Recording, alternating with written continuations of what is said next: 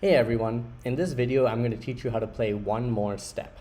One More Step is a push your luck game in which all of you are competing with each other to find the most treasure in 4 separate caves. So the basic premise of the game is that each cave that you explore is represented by a deck of cards. And every single turn, all you're going to do is decide, do you want to take one more step deeper into the cave, or do you want to run out of the cave with the treasure that you already have? So every single turn, all of you will be asked, do you want to take one more step, or do you want to run out of the cave? If you take one more step, then all the people who chose to take one more step into the cave will flip over the top card in the cave deck, and you'll see what that card is, and it'll have an effect. So in this deck of cards that represents the cave, there are treasures, which is the thing that you want. There are relics, which are also good, but they work in a special way. And there are traps, which are bad for you. And if you flip over too many traps, the cave will collapse. So why don't we go ahead, start the game, and just see how treasures, relics, and traps work in practice. All right, so there are 4 caves. We're entering the first cave, and everyone automatically takes the first step into the cave together. All right? All right, so we just encountered a trap. So let me explain what just happened here.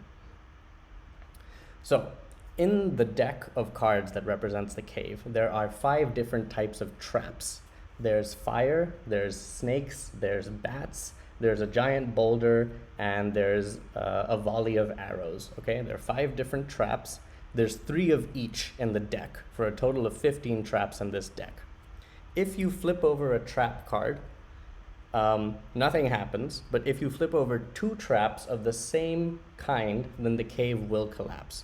So right now we just flipped over a fire trap, which means the cave is just slightly more unstable right now, okay?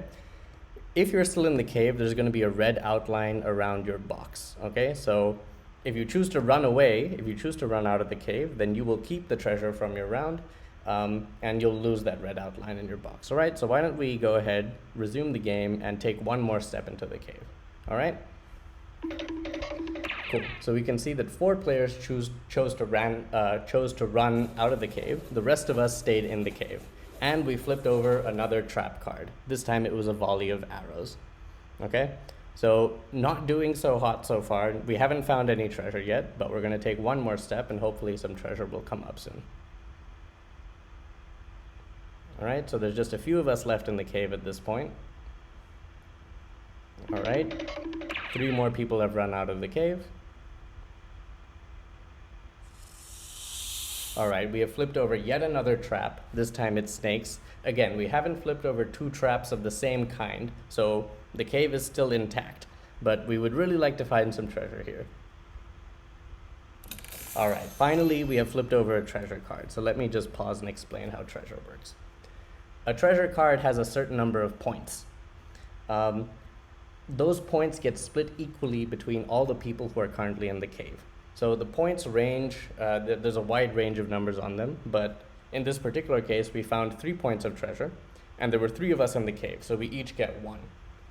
If it doesn't divide evenly, if there are some leftover points, those leftover points get put in a leftover pile, which is represented by this number down here, okay?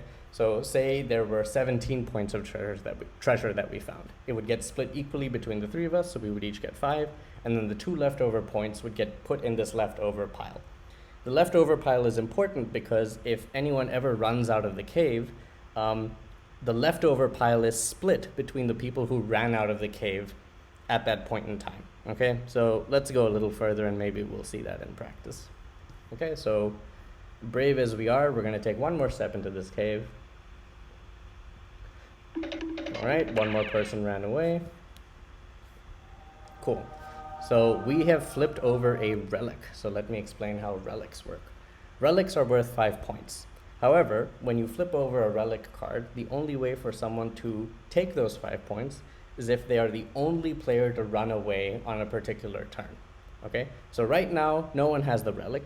If only 1 person runs away on the next turn, or some future turn, and the relic is still there, then they will get the relic and they will get to claim those 5 points. All right. So it's a bit of a game theoretic decision when to run away to try and claim a relic, but it's worth 5 points, and 5 points is a lot in this game. All right, we're going to take one more step. Neither one of us ran away. We found 6 points of treasure. Because there are fewer of us in the cave, we're getting a bigger share of that treasure. So bravery pays off up to a point because you're splitting the treasure with fewer people.